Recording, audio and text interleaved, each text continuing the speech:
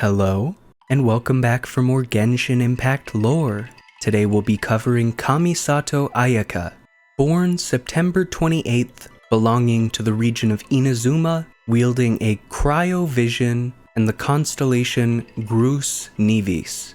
Her description reads, daughter of the Yashiro Commission's Kamisato clan, dignified and elegant, as well as wise and strong. Character details.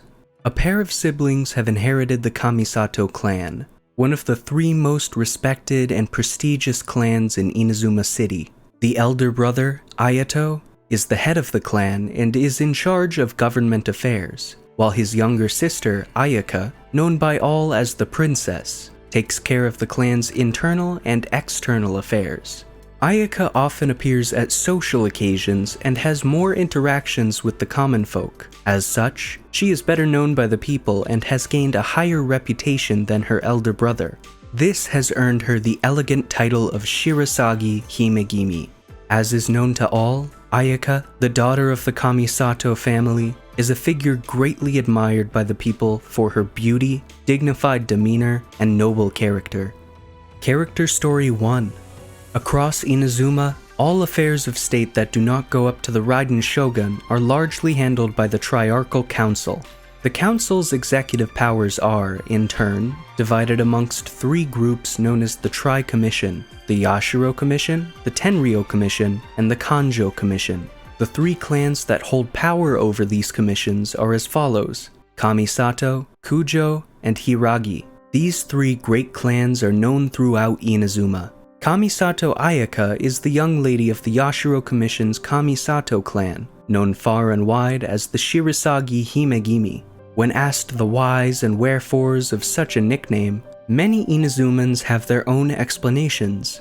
Lady Ayaka is as graceful and pure as an egret, and just look at her elegance, her clever yet proper speech. Why should she not be named a princess?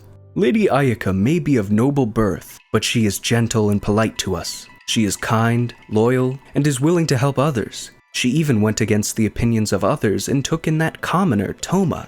There are as many opinions concerning this as there are people, but none can say where the Shirasagi Himegimi nickname actually originated. Still, Ayaka's popularity amongst the people is quite plain to see. Character Story 2. As the daughter of the Yashiro Commission's Kamisato clan, Ayaka always has to remain alert to the jostling for power between noble families.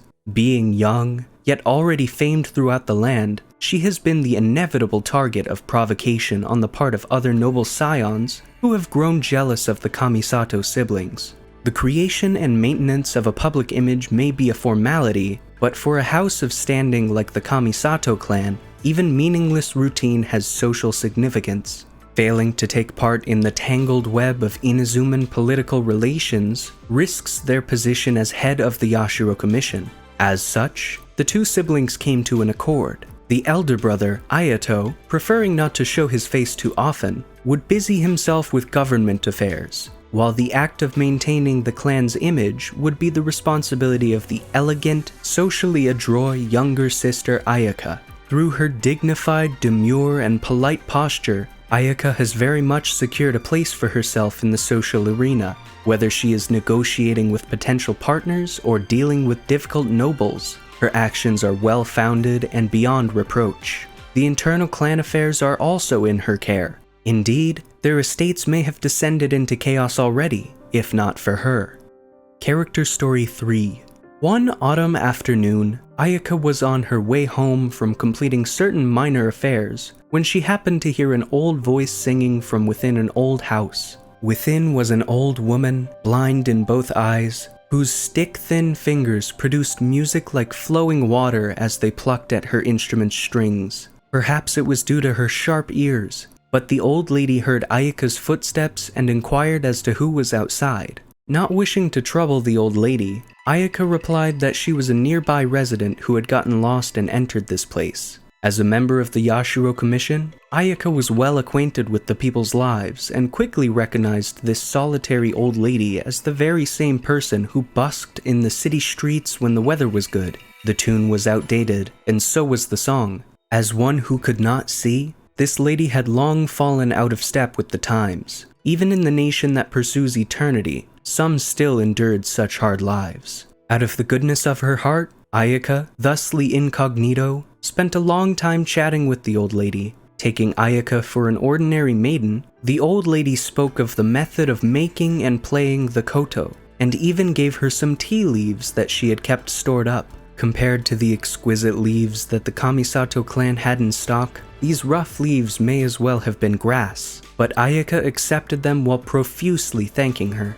That day, she thought of her parents many times. Had they been around, would they not have grown this old someday? Returning home, she spoke of her encounter with her brother, and the two siblings shared the rustic tea gifted to her by the old lady. Afterward, Ayaka would come to see that old lady again every few days, each time posing as a person living nearby, and each time bringing with her some daily necessities that were well loved by the common folk. "The sakura trees in the streets have bloomed again," Ayaka said to the old lady with a smile, "and they are as lovely as your music." Character Story 4. In people's imagination, the nobility's living expenses are orders of magnitude above the common folk. So for someone as noble as Kamisato Ayaka, surely she too must lead a life of wanton luxury. This statement is only half right, however. Ayaka does ostensibly live in a much more particular manner than the ordinary citizen. The costs of studying flower arrangement and tea ceremony, sampling fine teas, and enjoying the exotic flowers daily are also by no means small. However, these are all skills that she must master as a young lady of a noble house. Such commitments can hardly be called wanton. The things that can truly make Ayaka smile are, in fact, ordinary things that even the common folk can enjoy.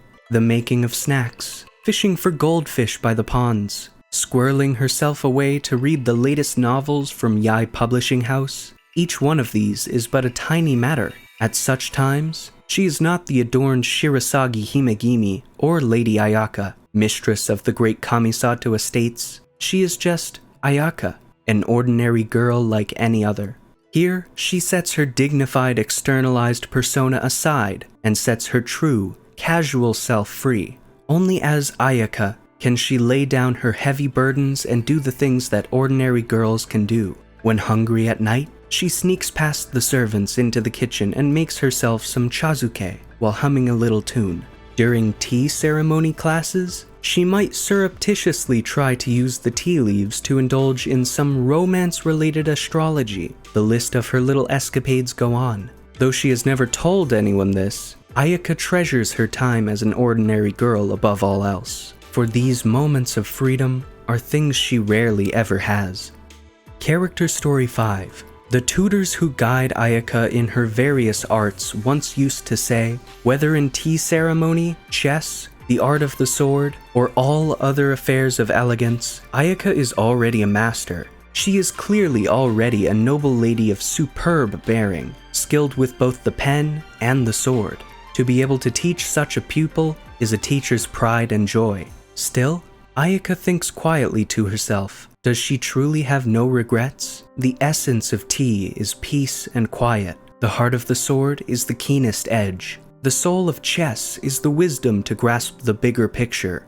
These three she has grasped indeed, and the spirit of true friendship also. And yet, Ayaka is still wanting for a friend to emerge who can walk alongside her on equal footing and stand by her side. That person cannot see her as a member of the Yashiro Commission, or as the Shirasagi Himegimi, nor will their conduct towards her be bound by decorum or status, and if possible, they might also be well versed in a great many fields of study, and have witnessed all manner of interesting things.